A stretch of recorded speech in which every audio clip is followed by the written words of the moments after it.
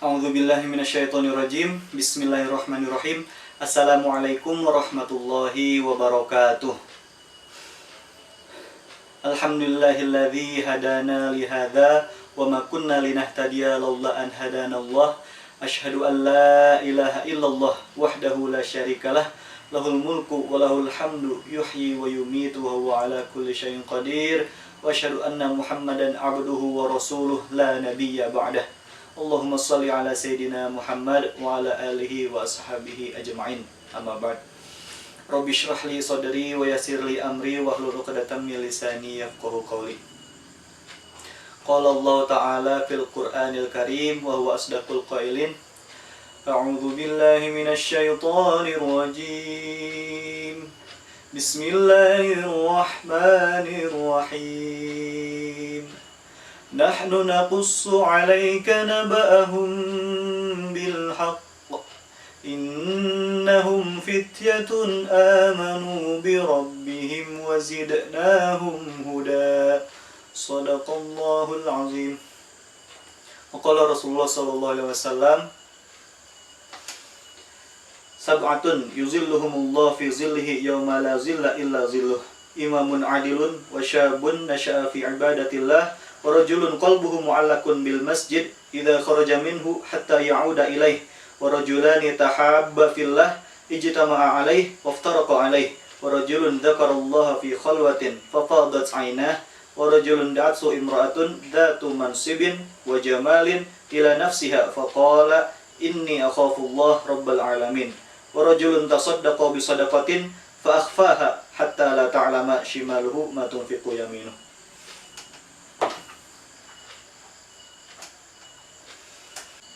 Mengembangkan kemampuan potensial dan intelektual menuju muslim milenial. Berbicara soal muslim milenial, dari kata muslim dan milenial, ini tentu saja berkaitan dengan remaja, pemuda atau pemudi yang hidup pada zaman ini, yaitu pada zaman di mana kehidupan ini sangat berkaitan dengan hal-hal berbau elektronik atau online lah istilahnya. Apa-apa online, belanja online, belajar online, apalagi silaturahim online, apalagi bahkan ada yang nikah online, tapi jangan sampai gelut online ya. Lalu berbicara tentang remaja, kita ingat sebuah kisah yang disampaikan oleh Allah dalam Al-Quran tentang Qabil dan Habil. Ingat siapa Qabil dan Habil? Qabil dan Habil adalah dua putra dari manusia pertama, dari Nabi Adam alaihissalam. Qabil ini kakaknya, Habil adiknya. Qabil tumbuh dalam keadaan yang kurang baik. Qabil ini tumbuh menjadi remaja yang memiliki akhlak yang kurang baik, sedangkan Habil adiknya tumbuh menjadi remaja yang taat dan soleh. Diceritakan ketika Adam hendak menikahkan kedua anaknya ini, Qabil dan Habil, kepada saudari-saudari kembarnya. Qabil akan dinikahkan kepada saudari kembar dari Habil, sedangkan Habil akan dinikahkan dengan saudari kembarnya Qabil. Qabil tidak setuju. Qabil memberontak. Qabil protes ke ayahnya, ke Nabi Adam alaihissalam. "Wahai ayah, saudari kembarku ini adalah perempuan yang cantik. Aku telah bersamaja semenjak di dalam rahim ibuku," kata Qabil. "Aku tidak mau dinikahkan dengan saudari kembarnya Habil yang tidak begitu cantik," kata Qabil protes. Bahkan Qabil merayu atau mengajak adiknya Habil untuk bertukar. Tapi Habil menolak. Kenapa? Karena Habil yakin bahwa apa yang diperintahkan oleh ayahnya adalah perintah dari seorang nabi, yang secara tidak langsung itu adalah perintah dari Allah Subhanahu wa Ta'ala. Kemudian Adam memberikan solusi kepada mereka berdua dengan cara apa? Yaitu agar Qabil dan Habil, agar keduanya mempersembahkan kurban kepada Allah Ta'ala. Siapa di antara keduanya, di antara dari keduanya yang akan diterima kurbannya oleh Allah, maka dialah yang berhak menikahi saudari kembarnya Qabil. Maka Qabil yang seorang petani, dia menyiapkan hasil panennya yang sudah hampir layu, bahkan sudah hampir busuk, untuk disembahkan menjadi kurban kepada Allah Subhanahu wa Ta'ala. Sedangkan Habil sebaliknya, dia memilih hewan ternak yang paling bagus, yang paling besar, yang paling sehat untuk dikorbankan kepada Allah Subhanahu wa Ta'ala. Lalu apa yang terjadi? Nah, pada harinya ternyata kurban yang diterima oleh Allah adalah kurban dari sang adik, kurban dari Habil, yang merupakan hewan yang besar, sehat, dan besar. Nah, lalu bukannya terima dengan apa yang sudah ditentukan Allah, Qabil, si kakak tadi, malah semakin marah kepada Habil, tidak terima dengan keputusan yang sudah jelas ditentukan oleh Allah Subhanahu wa taala. Lalu apa yang dilakukan Qabil? Qabil marah, geram, dan dia berniat untuk membunuh adiknya Habil. Sehingga suatu hari ketika keduanya berada di luar pengawasan ayahnya, keduanya berada di luar pengawasan Nabi Adam alaihissalam, Qabil hendak membunuh adiknya Habil. Ketika Habil tahu bahwa kakaknya akan melakukan hal yang demikian, Qabil berkata kepada kakaknya, "Lain basatta ilayya yadaka litaktulani ma ana bibasitin yadiya liaktulak inni akhafullah rabbal alamin," kata Habil. "Jikalau kamu, wahai kakakku, hendak menggerakkan tanganmu untuk membunuhku, maka aku tidak akan pernah sama sekali menggerakkan tanganku untuk membunuhmu. Sesungguhnya aku takut kepada Allah, Tuhan semesta alam." Tapi setelah dikatakan hal yang demikian, Qabil, si kakak tadi, malah semakin geram. Bukannya malah tenang, tapi malah semakin geram, sehingga dibunuhlah, benar-benar dibunuh itu adiknya oleh tangannya sendiri. Setelah dibunuh, setelah melihat adiknya terkapar bercucuran darah, barulah dia menyesali perbuatan yang telah ia lakukan. Dan Allah telah menentukan Qabil ini menjadi seorang yang zalim dan rugi. Dikisahkan juga pada kisah Nabi Nuh alaihissalam. Ketika bahtera Nabi Nuh alaihissalam sudah terombang-ambing di atas ombak yang sangat besar, Nabi Nuh memanggil anaknya. "Ya bunayya," kata Nabi Nuh, "wahai anakku, irkam ma'ana, naiklah bersama kami ke atas kapal. Ayo nak, ayo sini naik ke atas kapal," kata Nabi Nuh. Lalu kata anaknya apa? "Sa'awi ila jabalin ya'simuni minal ma," kata si anak tersebut. "Aku akan naik ke gunung yang tinggi yang akan menyelamatkanku dari air bah ini." Lalu kata Nabi Musa, "La asimal yawma," tidak ada lindungan sama sekali pada hari ini dari azab Allah kecuali rahmat Allah.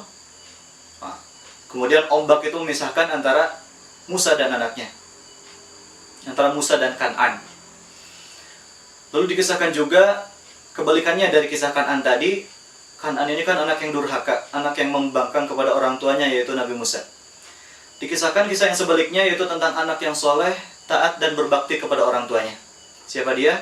Dia adalah Ismail alaihi salam.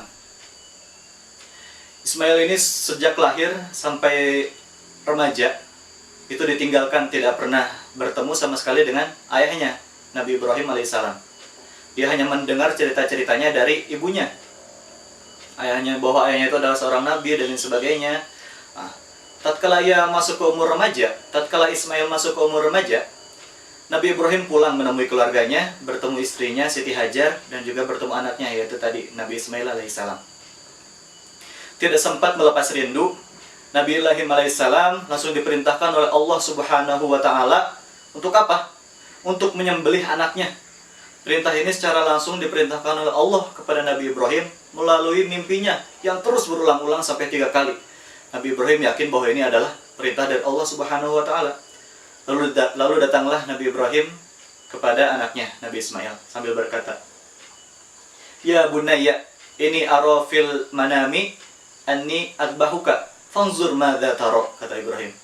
"Wahai anakku, ya bunayya, wahai anakku, ini ara fil manami, sesungguhnya aku melihat dalam mimpiku, anni adbahuka, sesungguhnya aku menyembelihmu, wahai anakku. Fanzur madza tara," kata Ibrahim. "Bagaimana menurutmu?" Lalu apa yang jawaban Ismail? Jawaban Ismail adalah, "Ya abati, wahai ayahandaku, if'al ma tu'mar, kerjakanlah apa yang diperintahkan Allah kepadamu. Satajiduni insyaallah minas sabirin, maka engkau insyaallah akan menemukan aku sebagai orang-orang yang sabar." Maka setelah itu keduanya sudah berserah diri kepada Allah. Nabi Ibrahim dan Nabi Ismail sudah berserah diri kepada Allah, pasrah sepasrah-pasrahnya. "Biarlah walaupun sudah lama tidak bertemu," kata Nabi Ibrahim, "jika Allah memerintahkan aku untuk menyembelih anakku, maka akan aku laksanakan." Ismail sudah dibaringkan di atas pelipisnya, dan pelipis menempel di atas batu, hendak disembelih oleh Nabi Ibrahim. tatkala Nabi Ibrahim hendak menyembelih anaknya, Allah langsung melarang Nabi Ibrahim. Nah, kenapa? Karena sudah nyata, sudah terlihat bukti nyata bahwa Nabi Ibrahim dan Nabi Ismail adalah orang-orang yang benar-benar sabar. Adalah orang-orang yang benar-benar sabar. Sehingga Allah menghentikan Nabi Ibrahim yang hendak menyembelih anaknya Nabi Ismail, lalu menggantinya dengan seekor kambing. Nah, sejak itulah disyariatkan untuk kurban. Nah, dari ketiga kisah ini kita tinggal memilih apakah kita ingin menjadi remaja seperti Qabil dan Kan'an, yang dimana Qabil dan Kan'an ini adalah remaja yang mengikuti hawa nafsunya, remaja yang tidak taat kepada orang tuanya, yang membangkang kepada orang tuanya. Sehingga apa yang terjadi? Nah, yang terjadi kepada mereka adalah azab dan murka Allah Subhanahu wa taala. Ataukah kita ingin menjadi remaja seperti Habil dan Ismail, yang dimana Habil dan Ismail ini adalah remaja yang taat, berbakti, mematuhi apa yang diperintahkan oleh Allah, Rasul, dan juga orang tuanya. Sehingga apa yang mereka dapatkan adalah rahmat dan kasih sayang Allah Subhanahu wa taala. Kita tinggal milih, apakah kita ingin mendapatkan rahmat dan kasih sayang Allah, ataukah kita ingin mendapatkan murka dan azab Allah. Jika kita ingin mendapatkan rahmat dan karunia Allah, rahmat dan kasih sayang Allah, maka kita harus mengikuti sebagaimana apa yang dilakukan oleh Habil dan juga Ismail alaihissalam.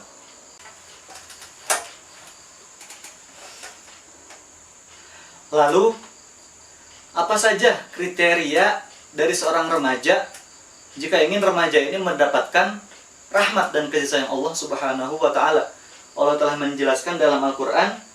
Yang pertama, remaja ini harus memiliki kriteria yang berani dan tidak gentar menghadapi ancaman. Dikisahkan ketika Nabi Musa dan saudaranya Harun datang menemui Fir'aun, raja kala itu. Untuk apa? Untuk membuktikan bahwa Fir'aun itu hanya manusia biasa. Tuhan yang semestinya disembah adalah Allah Subhanahu wa taala.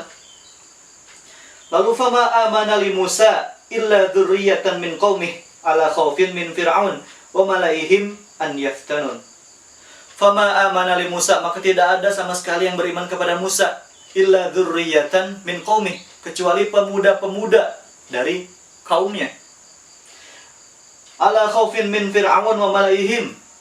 Padahal sebenarnya pemuda-pemuda ini ada rasa takut dalam hatinya kepada Fir'aun dan pasukan-pasukannya. Kenapa? Karena Fir'aun dan pasukannya ini sangat jahat, sangat zalim. Sehingga jika ada yang tidak menuhankan Fir'aun, akan langsung dibunuh. Nah, tapi rasa takut mereka, pemuda-pemuda ini, kalah oleh keimanan mereka yang lebih kuat. Sehingga mereka berani mengatakan, Amanna bi Rabbi Musa wa Harun. Aku beriman kepada Tuhannya Nabi Musa dan Tuhannya Nabi Harun. Nah, itu berani dan tidak gentar menghadapi ancaman pertama. Yang kedua, kriteria pemuda, kriteria remaja yang insya Allah akan dirahmati Allah adalah sabar dan pemaaf. Ini sudah dicontohkan oleh Nabi kita, yaitu Nabi Yusuf alaihissalam. Tatkala kakak-kakaknya bersikap buruk terhadap Nabi Yusuf alaihissalam, bahkan sampai dilemparkan ke dalam sumur. Tapi sering berjalannya waktu, Nabi Yusuf pun diangkat menjadi seorang menteri di sebuah kerajaan. Lalu kakak-kakaknya tadi, saudara-saudaranya, meminta bantuan kepada kerajaan tersebut yang langsung menemui Nabi Yusuf. Apakah Nabi Yusuf dendam kepada kakak-kakaknya ketika menemui mereka? Tidak. Nabi Yusuf memaafkan dan bahkan memberi pertolongan kepada mereka. Itu kriteria yang kedua adalah sabar dan pemaaf. Yang ketiga, kriteria yang harus dimiliki seorang pemuda jika ingin mendapatkan rahmat dan kasih sayang Allah. Yang ketiga adalah teguh prinsip dan tidak tergiur godaan dunia. Ini dicontohkan oleh sekelompok pemuda dikala seorang raja memimpin suatu daerah, dan raja ini adalah raja yang zalim. Zalim gimana? Raja ini ingin dituhankan oleh masyarakatnya, sehingga masyarakat harus beralih keyakinan, harus beralih keimanan agar menganggap raja tersebut sebagai Tuhan. Nah, tapi ada sekelompok pemuda yang kali itu tidak mau imannya digantikan dengan kesyirikan. Nah, 7 orang pemuda ini yang biasa disebut dengan istilah Ashabul Kahfi. 7 pemuda ini dibujuk oleh sang raja dengan harta, tahta, wanita agar meninggalkan keimanannya yang dulu agar berpindah kepada kemusyrikan, agar menuhankan sang raja tersebut. Nah, bahkan yang terakhir diancam dengan kematian, bahwa jika tidak menuhankan sang raja, 7 orang pemuda ini akan dibunuh oleh raja tersebut. Nah, sehingga 7 orang pemuda ini membuat grup, kalau sekarang mah grup WhatsApp lah. Nah, mereka berbincang-bincang di dalam grup tersebut, ini gimana ya? Sang raja sampai ngancam kita bahwa kita akan dibunuh. Ya udahlah, kata salah seorang dari mereka, kita pergi saja meninggalkan tempat ini, kita hijrah saja. Lalu ketika mereka hijrah, ketika mereka pergi meninggalkan tempat tersebut, mereka beristirahat di dalam sebuah gua. Ketika berada di dalam sebuah gua, berada di dalam gua tersebut, Allah dengan kasih sayangnya membiarkan mereka tertidur pulas selama ratusan tahun. Dan ketika mereka bangun, kepemimpinan dari raja zalim tersebut sudah berganti dengan kepemimpinan raja yang baru, yang lebih baik. Nah, itulah kasih sayang Allah kepada, rahmat dan kasih sayang Allah kepada 7 pemuda tersebut, 7 pemuda Ashabul Kahfi. Lalu kriteria remaja selanjutnya yang harus dimiliki jika ingin mendapatkan rahmat dan kasih sayang Allah adalah berpikir kritis dan tidak takut melawan kebatilan. Ini dicontohkan oleh Nabi kita, yaitu Nabi Ibrahim alaihissalam.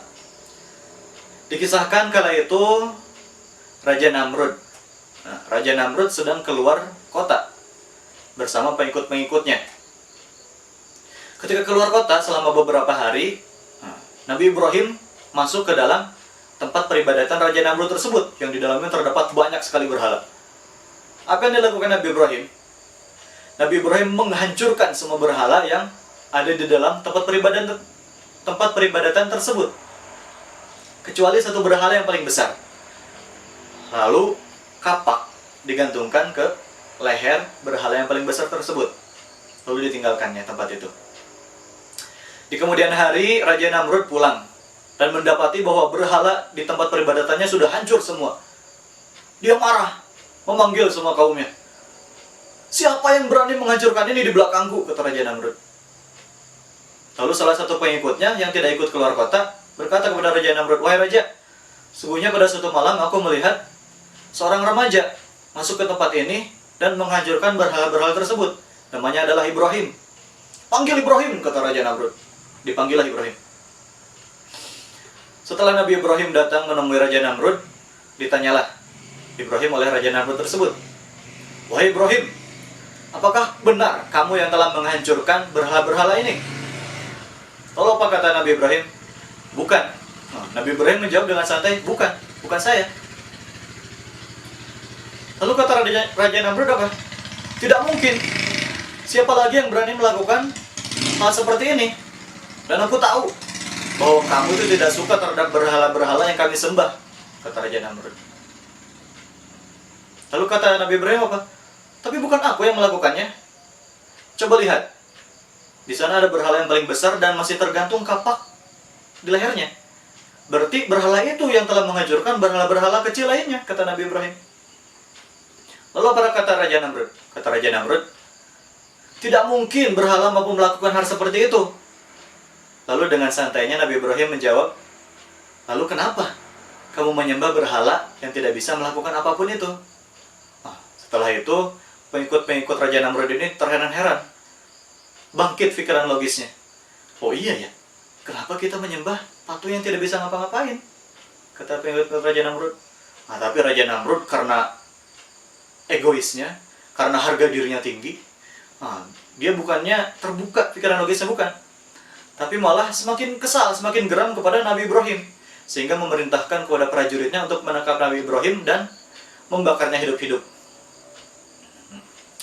Setelah Nabi Ibrahim diikat, lalu disimpan di atas tumpukan kayu bakar, lalu api hendak dinyalakan, Allah menyuruh kepada api tersebut, ya nar, kuni bardan wasalaman. Kata Allah, wahai api, jadilah dingin dan keselamatan untuk Nabi Ibrahim. Sehingga walaupun dibakar di dalam api, Ibrahim tidak merasakan panasnya api, malah merasakan api itu sejuk. Begitulah rahmat dan kasih sayang Allah kepada pemuda yang gigih, yang berpikiran kritis, yang berani melawan kebatilan. Lalu kriteria selanjutnya adalah pemuda yang tumbuh dalam beribadah kepada Allah Subhanahu wa Ta'ala. Dalam sebuah hadis yang sudah disampaikan tadi di awal, Rasulullah SAW bersabda, "Sab'atun yuzilluhumullah fi zillihi yauma la zilla illa zilluh." Ada 7 golongan yang dimana Allah akan memberikan naungan kepadanya di hari di mana tidak ada naungan apapun selain naungan Allah, yaitu hari kiamat. Jadi di hari kiamat nanti manusia akan dikumpulkan di padang mahsyar.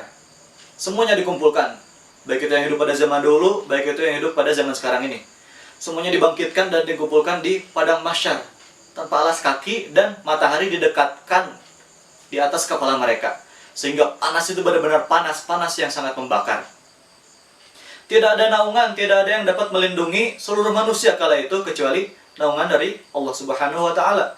Dan diantaranya ada 7 golongan yang akan mendapatkan naungan dari Allah Subhanahu wa Ta'ala pada hari kiamat nanti. Salah satunya adalah syabun nasya'a fi ibadati rabbih, adalah pemuda yang tumbuh dalam beribadah kepada Tuhannya. Maksudnya apa? Yaitu ketika banyak pemuda, khususnya kala ini, zaman ini, banyak pemuda yang menghabiskan masa mudanya dengan hal-hal yang tidak bermanfaat, bahkan hal-hal yang negatif. Pemuda ada yang pacaran, tawuran, bahkan ada yang mabuk, naudzubillah, dan lain sebagainya. Banyaklah hal-hal negatif yang dilakukan oleh pemuda-pemuda zaman sekarang. Akan tetapi pemuda ini nasya'a fi ibadatillah, tumbuh dalam beribadah kepada Allah Subhanahu wa Ta'ala. Sehingga walaupun teman-temannya atau lingkungannya melakukan hal-hal yang tidak bermanfaat atau melakukan hal-hal yang buruk sekalipun, pemuda ini tetap menyibukkan diri dalam beribadah kepada Allah. Ikut kajian, ikut pengajian, tadarus, membaca buku, membantu orang tua, dan sebagainya. Dia tidak terpengaruh oleh teman-temannya atau lingkungannya yang buruk. Itu. Maka pemuda yang demikian itu, yang nasya'a fi ibadatillah, yang tumbuh dalam ibadah kepada Allah Subhanahu wa Ta'ala, insya Allah di hari kiamat nanti akan mendapatkan naungan dari Allah ketika orang lain, ketika manusia lain terbakar oleh panasnya matahari yang sangat dekat dari kepalanya. Lalu kriteria yang keenam adalah tidak tergoda rayuan dosa. Ketika remaja ini tidak tergoda oleh rayuan dosa, maka insya Allah dia akan mendapatkan rahmat dan kasih sayang Allah. Kriteria ini juga masuk ke dalam kriteria dari 7 golongan tadi, yang dimana pada hari kiamat nanti akan mendapatkan naungan dari Allah Subhanahu wa Ta'ala. Yaitu rajulun talabatsu imra'atun dzata mansibin wa jamalin faqala inni akhafullah. Yaitu seorang remaja, seorang laki-laki ataupun perempuan yang kemudian didatangi oleh lawan jenisnya, laki-laki didatangi oleh perempuan, perempuan didatangi oleh laki-laki yang merayunya untuk melakukan hal yang buruk, untuk melakukan zina lah, untuk melakukan zina. Tapi apa yang dikatakan pemuda tersebut? Dia mengatakan, "Inni akhafullah rabbal alamin." Sesungguhnya aku takut kepada Allah, Tuhan semesta alam. Nah, hal ini dicontohkan oleh Nabi kita, yaitu Nabi Yusuf alaihissalam. Tatkala dia sudah dibeli oleh suatu kerajaan dan diangkat menjadi seorang budak di sana, si istri raja, yaitu Siti Zulaikha, itu tertarik dengan ketampanan Nabi Yusuf alaihissalam. Sehingga pada suatu hari, Siti Zulaikha ini memanggil Nabi Yusuf. Nabi Yusuf nurut aja, karena pada saat itu Nabi Yusuf statusnya menjadi seorang budak dari tuannya, yaitu dari Siti Zulaikha. Dipanggillah, "Wahai Nabi Yusuf, wahai Yusuf, kemarilah," kata Siti Zulaikha. Datanglah Nabi Yusuf. Kemudian setelah masuk ke dalam sebuah ruangan, Siti Zulaikha mengunci ruangan tersebut rapat-rapat. Kenapa? Karena Siti Zulaikha hendak merayu Nabi Yusuf untuk melakukan keburukan, untuk melakukan zina dengannya. Walaqad hammat bihi wa hamma biha, kata Allah dalam Al-Quran. Dan Siti Zulaikha ini hendak melakukan hal yang buruk, wa hamma biha, dan terbersit sedikit dalam hati Nabi Yusuf juga untuk melakukan hal yang demikian.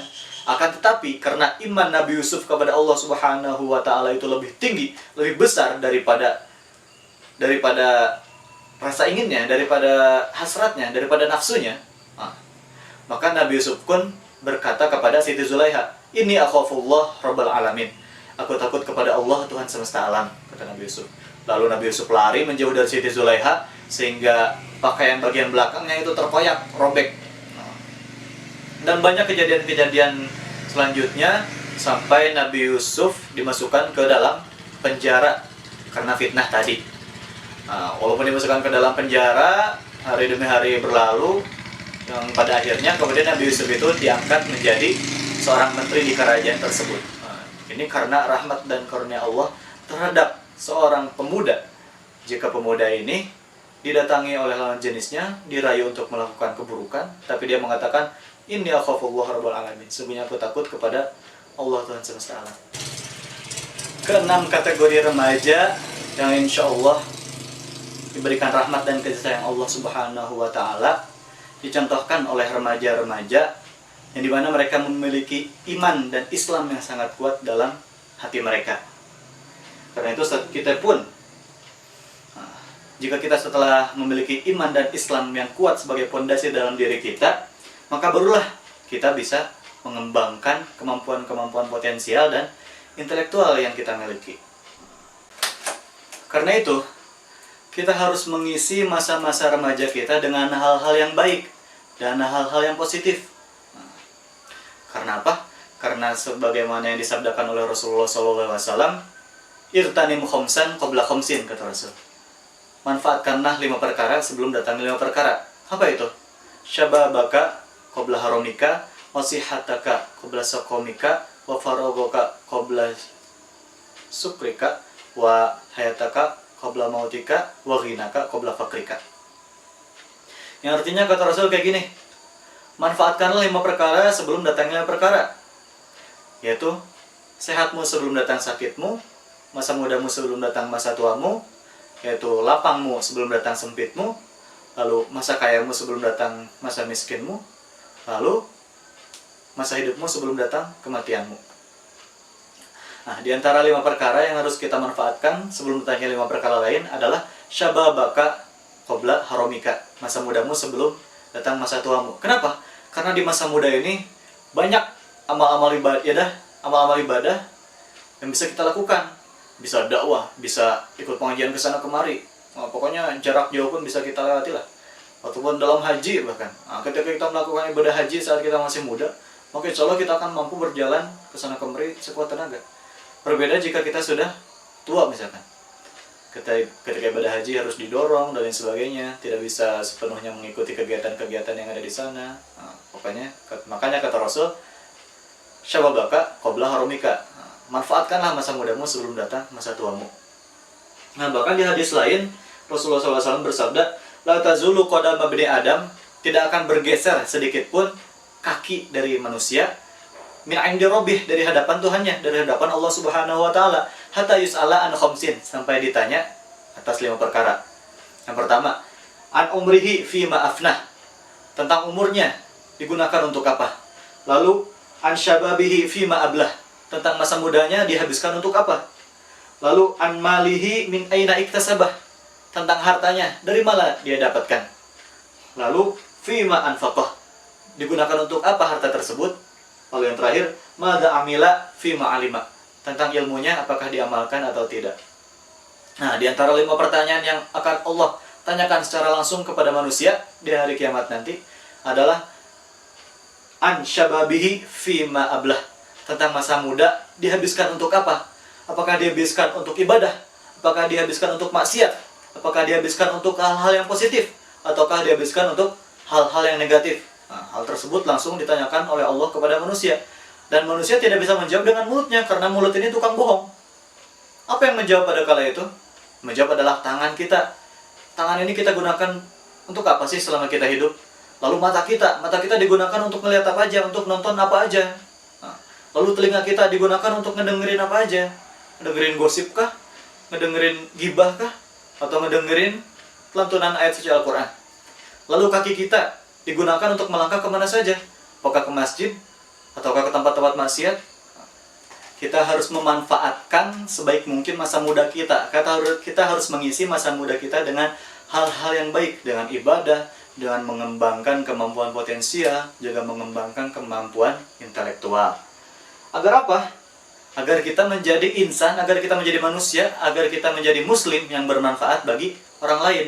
Karena kata Rasul, khairun nasi anfa'uhum linnas, sebaik-baik manusia itu adalah yang bermanfaat bagi manusia lainnya. Nah, bagaimana cara kita agar bermanfaat bagi manusia lainnya? Yaitu kita harus memiliki banyak kemampuan, harus memiliki banyak potensi yang bisa kita gunakan untuk membantu orang lain. Nah, tapi potensi ini tidak akan datang tiba-tiba. Harus kita pelajari, harus kita latih dengan baik, harus kita pelajari bagaimana ilmunya, harus kita latih dengan baik, berulang-ulang. Nah, sehingga kita mampu menguasai potensi tersebut. Bagaimana caranya? Yaitu dengan banyak belajar, banyak baca, mencari ilmunya, dan lain sebagainya. Nah, karena jika kita tidak belajar, jika kita tidak memiliki ilmu, Imam Syafi'i mengibaratkan seseorang yang tidak mau belajar dan tidak memiliki ilmu pada masa remajanya itu sebagai orang yang meninggal, sebagai orang yang mati. Kata Imam Syafi'i kayak gini, hayatul fata wallahi bil ilmi wat tuqa idza lam yakuna la i'tibaru li dzatihi. Hayatul fata wallahi bil ilmi wat tuqa, kata Imam Syafi'i. Demi Allah, eksistensi kehidupan seorang pemuda itu adalah bil ilmi wat tuqa, dengan adanya ilmu dan ketakwaan dalam dirinya. Fa ilam yakuna, jika tidak ada iman, jika tidak ada takwa dan ilmu dalam diri pemuda tersebut, la i'tibaru li dzatihi, maka tidak ada jati diri dalam dirinya. Tapi kan belajar berat, susah, pusing dan lain sebagainya. Emang kayak gitu? Mau bagaimanapun emang kayak gitu, belajar pasti kadang-kadang bosan, kadang-kadang pusing dan lain sebagainya, capek. Bahkan kata Imam Syafi'i, man lam yadzuq dzullat ta'allumi sa'atan tajarra' dzulal jahli tula hayatihi. Barang siapa yang tidak mau merasakan pahitnya belajar walaupun sebentar, maka dia akan merasakan pahitnya kebodohan sepanjang hidupnya. Itu kata Imam Syafi'i. Bahkan seperti yang sudah kita tahu, yaitu cerita atau kisah tentang Ibnu Hajar Al-Asqalani, seorang ulama hadis, bahwa ketika beliau masih kecil, beliau sempat hampir putus asa karena apa yang dijelaskan kepada dia itu tidak mampu dia pahami, tidak mampu dia hafal. Lalu dia berlari ke pinggiran sungai, dia melihat sebuah batu yang besar, batu yang keras. Dia melihat ada lubang di batu tersebut. Karena apa? Karena tertetesi oleh tetesan-tetesan air yang kecil. Nah, dia pun mengambil hikmah dari apa yang dia lihat tersebut, bahwa sebodoh-bodohnya manusia, jika terus belajar, maka insya Allah akan bisa. Nah, itu. Sehingga di kemudian hari, Ibnu Hajar Al-Asqalani ini menjadi ulama hadis yang menghafal ribuan, bahkan jutaan hadis. Nah, kita harus mampu termotivasi ketika kita melihat banyak di televisi, di Instagram, di YouTube, dan lain sebagainya. Banyak kita lihat anak-anak kecil yang masih sekolah dasar atau bahkan belum sekolah, yang sudah hafal Al-Quran. Ada yang hafal juz amma, ada yang hafal beberapa surat, ada yang hafal 1 juz, ada yang hafal 3 juz, bahkan ada yang hafal 30 juz sepenuhnya. Nah, kita harus mampu termotivasi, kita harus mampu bercermin. Apakah kita sudah mampu seperti anak kecil tersebut? Nah, kita jangan mau kalah. Jangan mau dibandingkan dengan anak kecil tersebut. Padahal banyak dari kita yang hafal juz amma aja masih ingat lupa. Bahkan ada yang membaca Al-Quran aja masih belum lancar. Nah, kita harus termotivasi, harus menjadikan anak kecil yang sudah hafal juz amma atau bahkan sudah hafal 1 juz, 2 juz, 3 juz, ini sebagai motivasi bagi kita agar terus belajar. Belajar itu tidak terbatas terhadap tempat. Tidak mesti kita belajar hanya di sekolah lalu di rumah tidur-tiduran doang, enggak. Belajar juga tidak terbatas kepada usia. Kita masih kecil, remaja, dewasa, bahkan sudah tua pun kita masih wajib untuk belajar. Karena kata sebuah keterangan, utlubil ilma minal mahdi ilal lahdi, carilah ilmu mulai dari buayan sampai liang lahat. Jadi long life education lah istilahnya. Belajar itu sepanjang hayat. Dan belajar juga tidak terbatas pada waktu. Nggak mesti belajar itu cuma bisa pagi, enggak. Tapi pagi, siang, sore, malam itu kita masih bisa belajar. Tidak ada waktu yang diharamkan untuk belajar, nggak ada. Kecuali pas sholat, kita nggak bisa pas sholat Allahu Akbar lalu baca buku Al-Jabar itu 1 tambah 1, nggak bisa. Pas sholat itu nggak boleh baca buku. Nah, seluruh manusia itu dilahirkan dalam keadaan zoluman jahula. Nah, kenapa kita harus belajar? Karena seluruh manusia ini dilahirkan dalam keadaan zoluman jahula. Zolum, senantiasa berbuat zolim, jahula, dan bodoh. Karena itu kita harus belajar. Agar apa? Agar derajat kita diangkat. Karena kata Allah, yarfa'illahu alladhina amanu minkum walladhina utul ilma darajat. Allah akan mengangkat derajat orang-orang yang beriman di antaramu dan juga berilmu pengetahuan. Gitu. Setelah kita memiliki iman dan ilmu dalam diri kita, nah, barulah kita beranjak kepada pengembangan potensi-potensi lainnya. Nah, mengenai potensi-potensi lainnya di luar bidang intelektual, nah, kita kembali mengambil contoh dari masa lampau, yaitu ketika masa Rasulullah SAW sudah mulai sakit, dan kala itu terjadi pemberontakan di perbatasan Syam. Rasulullah SAW mengutus Usamah bin Zaid untuk menjadi panglima perang, untuk memimpin pasukan muslim, untuk menenangkan kerusuhan yang terjadi di perbatasan Syam tersebut, juga untuk memerangi nabi-nabi palsu. Padahal Usamah bin Zaid kala itu masih berumur 18 tahun, masih sangat muda. Ada juga Salahuddin Al-Ayyubi yang di masa remajanya mampu mengambil alih Baitul Maqdis Palestina dari tentara salib. Dan ada juga Muhammad Al-Fatih yang di masa mudanya, di masa remajanya mampu menaklukkan Konstantinopel, atau yang sekarang dengan istilah Istanbul di Turki, mampu menaklukkan Konstantinopel yang saat itu dikuasai oleh kerajaan Romawi. Di mana prajurit-prajurit Romawi ini sangat terkenal oleh kekuatan perangnya yang sangat dahsyat. Tapi pasukan yang dipimpin oleh Muhammad Al-Fatih yang masih terbilang remaja ini mampu mengalahkan pasukan Romawi tersebut dan mengambil alih dan menduduki Konstantinopel kala itu. Lalu bagaimana dengan kita? Kita sama-sama remaja dan mereka sama-sama menyembah Allah Subhanahu wa taala, sama-sama bernafas, sama-sama sholat dan lain sebagainya, sama. Lalu apa sih potensi lain yang harus kita kembangkan? Apakah kita harus melatih diri untuk menjadi pemimpin pasukan perang yang akan memerangi Dajjal nanti? Tidak perlu sampai ke sana. Cukup yang berkaitan dengan kriteria kita saat ini, yaitu remaja milenial. Itu berkaitan dengan hal-hal digital, hal-hal yang berkaitan dengan online. Apa saja?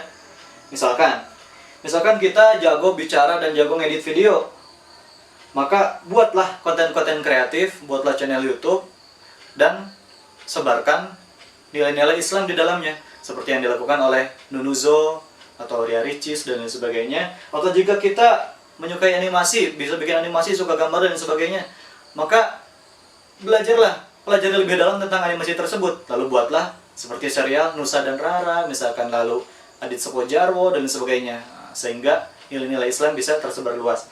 Lalu misalkan kita memiliki suara merdu atau jago alat musik, maka gemakkanlah tilawah, sholawat, dan juga nasyid-nasyid Islami seperti yang dilakukan oleh Muammar atau Nisa Sabian atau siapa, Anandito Dwis dan sebagainya lah, banyak. Lalu apalagi kalau misalkan kita jago ceramah nih, maka kita isi feed Instagram kita atau channel YouTube kita dengan ceramah-ceramah isinya, seperti halnya yang dilakukan oleh Ustadz Hanan Attaqi, Ustadz Syam, Ustadz Zaki Mirza dan lain sebagainya. Lalu jika kita misalkan sukanya masak, jago masak, maka perdalam lagi ilmu tentang memasak tersebut, sehingga kita bisa di kemudian hari kita bisa menciptakan rumah makan atau bisa menciptakan sebuah jajanan yang sehat dan halal untuk dikonsumsi umat muslim, seperti yang dilakukan misalkan Dude Herlino dan lain sebagainya. Lalu kita sukanya olahraga nih, suka main bola, maka syiarkan nilai-nilai Islam, dalam olahraga tersebut, seperti yang dilakukan Mesut Ozil, Muhammad Salah, siapa lagi, Benzema, dan masih banyak lagi pesepak bola internasional yang beragama Islam. Kan sejuk yang ngelihatnya ketika mereka memasukkan bola lalu mereka sujud syukur. Keren. Lalu bagaimana kalau kita gak bisa apa-apa, ora iso apa-apa, gak bisa ngapa-ngapain, gak punya bakat apa-apa? Maka setidaknya punya HP, punya. Maka download aplikasi Repost misalkan. Maka follow akun-akun dakwah di Instagram, lalu repost oleh kalian di story WA, di story IG dan lain sebagainya. Jangan cuma nge-repost hal-hal yang gak bermanfaat. Terakhir, saya ingin menyampaikan kepada kita semua, khususnya kepada saya sendiri, karena saya juga sama seperti kalian, remaja masih. Ingin menyampaikan sesuatu. Bukan berapa drakor atau anime yang sudah hatam kalian tonton, tapi berapa kali kalian hatam membaca Al-Quran. Bukan pula artis-artis K-pop siapa saja yang sudah kalian kenali, tapi sahabat siapa saja yang sudah kalian tahu tentang kisah perjuangannya. Juga bukan tentang bagaimana kalian mahir mengikuti gerakan-gerakan dalam TikTok, tapi bagaimana apakah gerakan sholat kalian sudah sempurna atau belum. Bukan juga berapa kali kalian ngomong let's game setiap malam, dari malam sampai dini hari. Akan tetapi, berapa rakaat tahajud yang mampu kalian lakukan di sepertiga malam. Bukan pula tentang berapa skin yang kamu miliki, skin normal, skin elite, skin epic, bahkan skin legend, tapi tentang berapa rupiah uang yang telah kamu sedekahkan di jalan Allah. Bukan pula tentang berapa kabel yang bisa kamu gunakan saat memakai Fani, tapi tentang berapa rakaat salat duha yang kamu kerjakan setiap hari. Bukan juga tentang berapa album lagu yang telah kamu hafal, tapi tentang berapa surat yang telah kamu hafal dalam Al-Quran. Lalu bukan juga tentang betapa serunya nongkrong sama teman-teman, atau berapa kali kamu nongkrong di pinggir jalan ngeliatin kendaraan lewat, tapi tentang berapa kali kamu nongkrong dalam pengajian ilmu. Bukan pula tentang berapa kali kamu savage, berapa kali kamu chicken dinner, berapa kali kamu boya, tapi tentang berapa kali Lailatul Qadar yang kamu dapatkan sampai saat ini. Wallahu a'lam, mohon maaf jika ada kesalahan. Semua kesalahan datangnya dari saya sendiri. Jika ada kebenaran datangnya dari Allah Subhanahu wa taala. Semoga apa yang kita sampaikan, semoga apa yang kalian dengar dari saya menjadi ilmu yang bermanfaat. Allahumma anfa'na bima 'allamtana wa 'allimna ma yanfa'una warzuqna 'uluman tanfa'una fid din wa dunya wal akhirah. Wabillahi taufiq wal hidayah. Wallahu muwaffiq ila aqwamit thoriq. Wassalamualaikum warahmatullahi wabarakatuh.